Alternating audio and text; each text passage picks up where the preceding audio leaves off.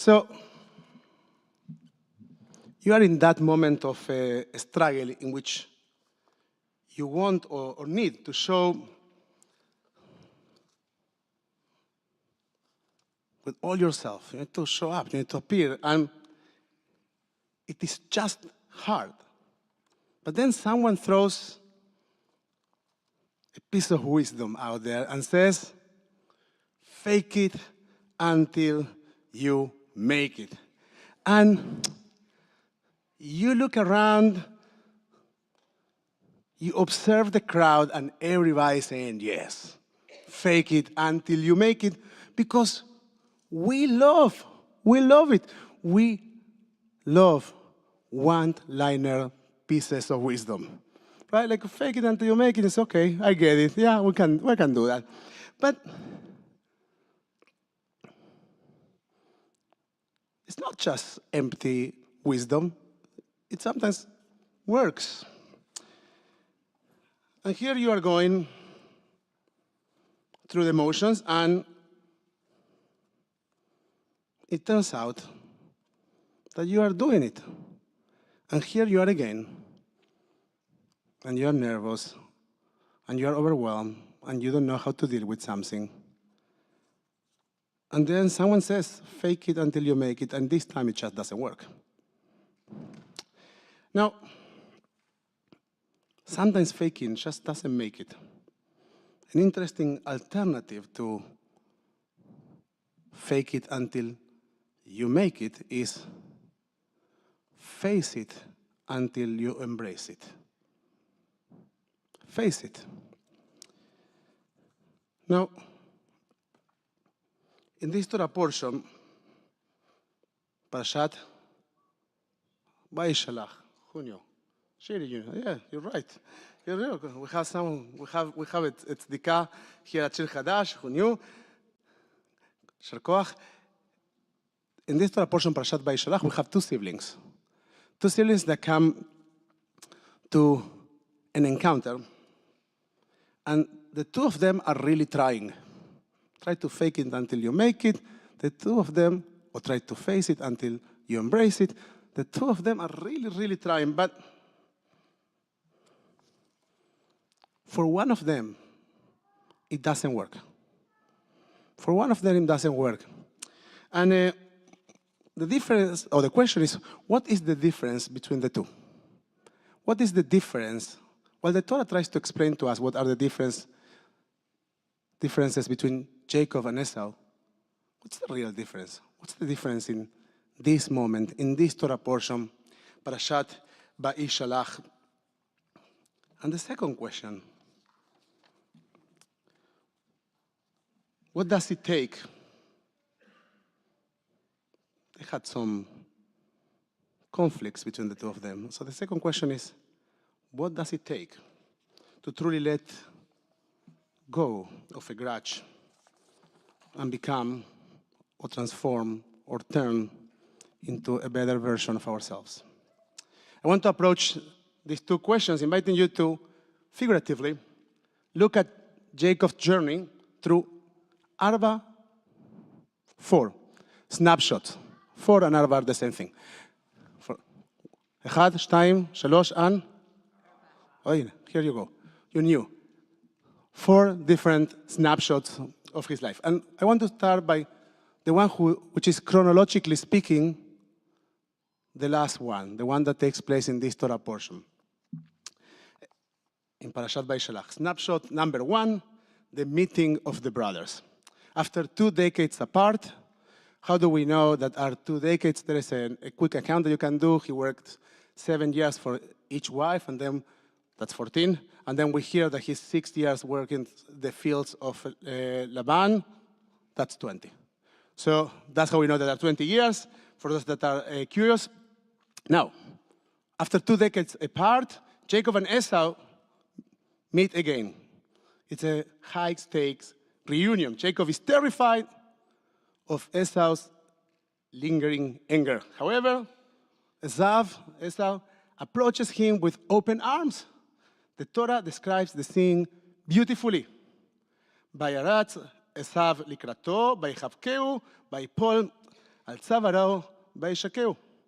And Esau ran to meet him and embraced him and fell on his neck and kissed him, and then they wept. Now, it seems perfect situation, right? Is there any other way in which you want to meet with a sibling? Oh, it's perfect. They run, they kiss, they hug, they cry. But the rabbis are not taking it. Like they say, no, this is all wrong.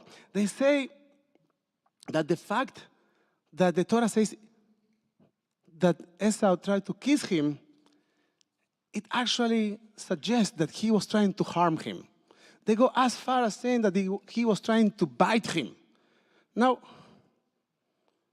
why are the rabbis saying it? Like, at the end, the description is a very nice description. What are they saying that is not actually articulated in the Torah narrative?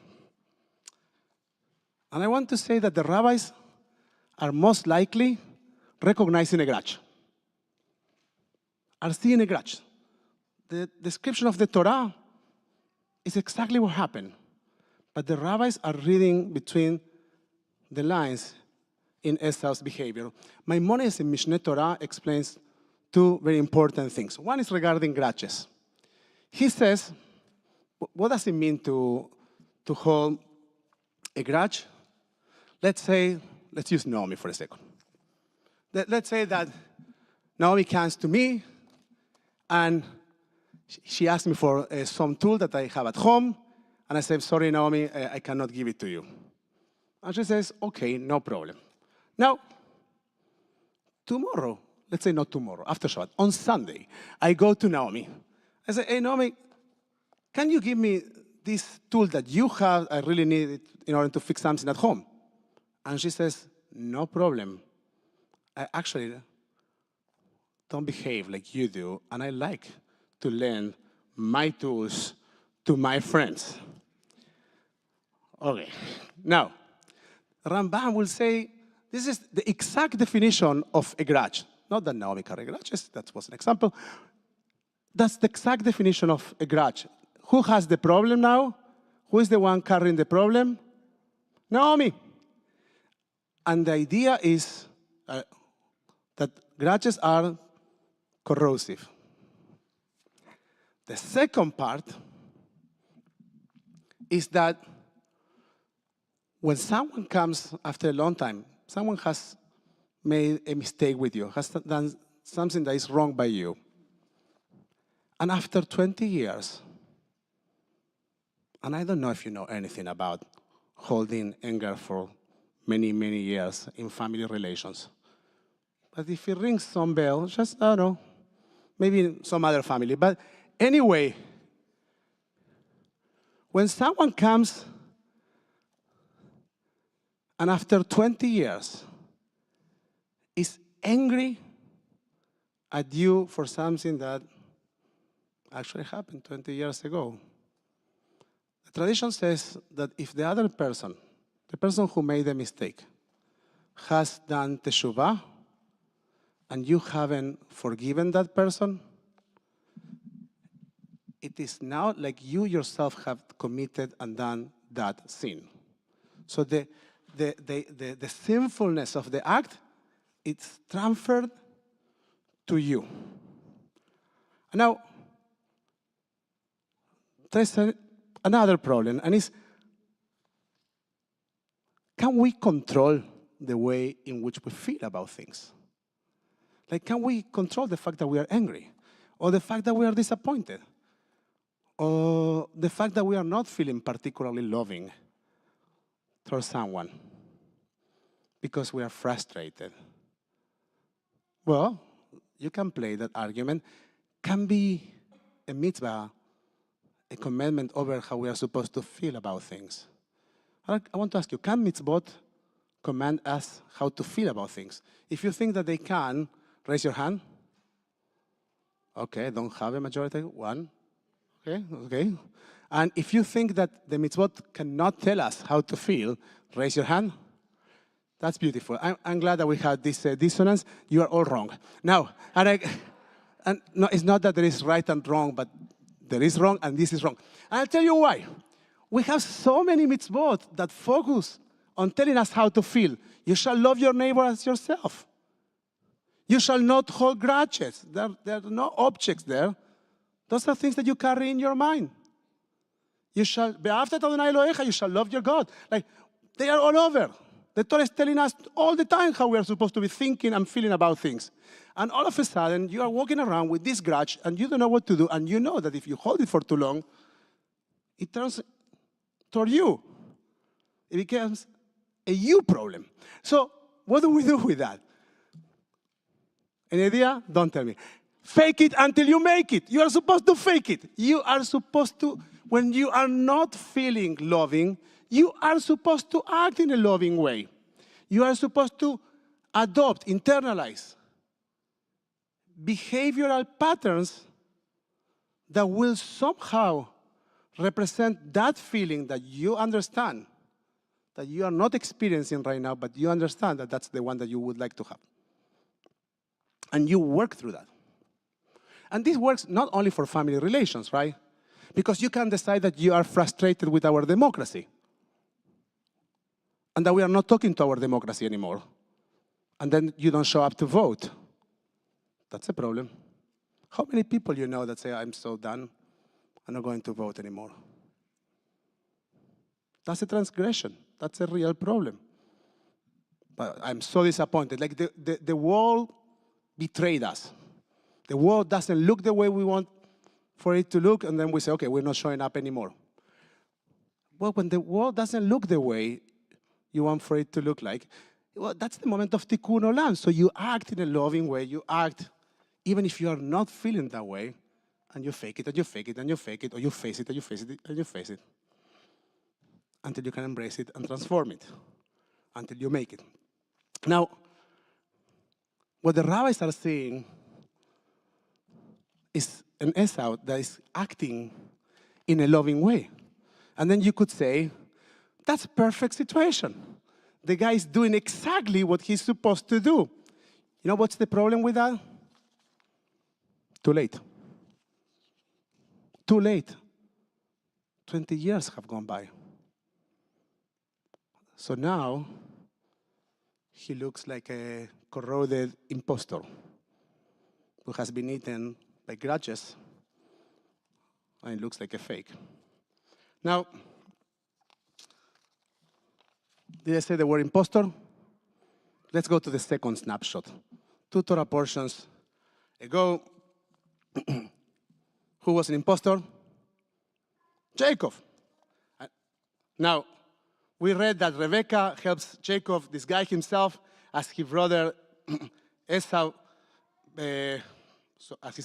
by dressing him in Esau clothes and covering his hands and neck with goat skins to mimic Esau's hairy appearance. Jacob then approaches his father Isaac, pretending to be Esau, and asks for the blessing that is meant to be given to the firstborn.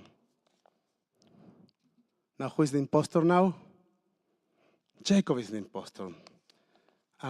This impostor needs to run away from his parents' home out of the fear of what his sibling can do to him.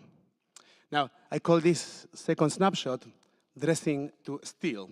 And the third one, as he's running, is collapsing and uncertainty. We read in Parashat Hashavua, in the Torah portion of the last week, that was Parashat Vayetze.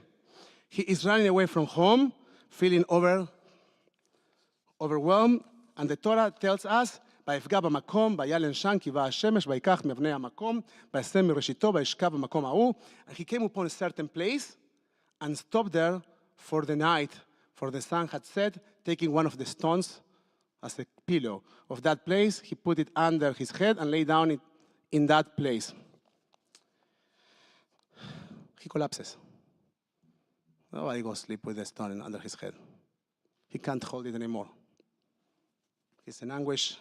He's in distress.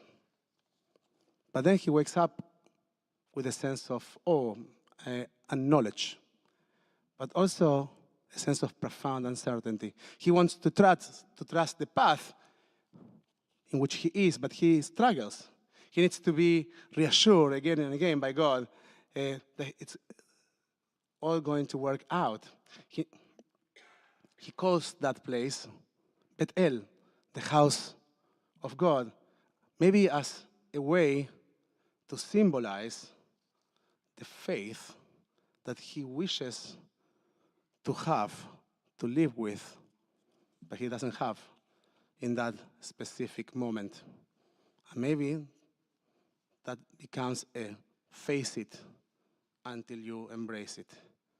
In that moment, there's a transition. And the snapshot number 4 is called Face It. 20 years later, after the separation, 20 years after the separation, a moment before this meeting, we know that Jacob is the parent, is the dad of a big family, and he's no longer only protecting himself, he's now protecting them. He's not running away any longer. He's now walking in the direction of his sibling. He's coming to face him. He's not escaping anymore. And this time, once again, he stays alone, but he doesn't collapse. He takes a moment and he sleeps. Now, after taking some rest, a figure appears in the middle of the night and fights with him and even injures him. Like, think about this. You're in the middle of nowhere. There is a strange figure that shows up and like hits you to death. Like really beats you, you can think of the expression, beats you really, really badly. And then, by the end of that moment, Jacob says, bless me. Like, what do you mean, bless me? Like, this creature just hit you. You were wrestling with the thing. You are injured, and you are asking from that moment of wrestling and injury, you're asking for a blessing. And surprisingly or not, the figure blesses him. And then Jacob concludes that gathering by saying, Vayikra Yaakov Shema Makom. The word Makom was critical, the place was critical in the last Torah portion. The name of this place is going to be Peniel. Peniel. Jacob named that place Peniel, meaning I have seen a divine being face to face. That's the moment in which he faces it. Panim means face in Hebrew. So what is all this about? What are all these pictures coming together? What's the difference between the one who can show up and make it through and the one who is not so clear what's happening to him? What's the difference between Esau and Jacob? The most fundamental difference between these two characters, that one needs to resort to passive aggressiveness, and the other one is focused on protecting his family, is that there's one that knows who he is, and the other one hasn't figured that out yet. There's one who is very clear about his identity, and the other one is pretty clueless about his identity. He hasn't resolved that question. There is one that is focused on what he has. That's Esau, and from that place, he wants to share. But that's very fakish. And there's another one who is very focused on who he is. And from that place, he comes to this gathering. One of the most important challenges that the figure of Jacob over these last 3 Torah portions presents before us is the one of figuring out what our place is in the world. Jacob's entire journey is about figuring out what's his place in the world and who he is. But at some point, he faces it. And the moment that he faces it, the entire world changes for him. Because he is able in that moment to make a home in the world. You can have a lot.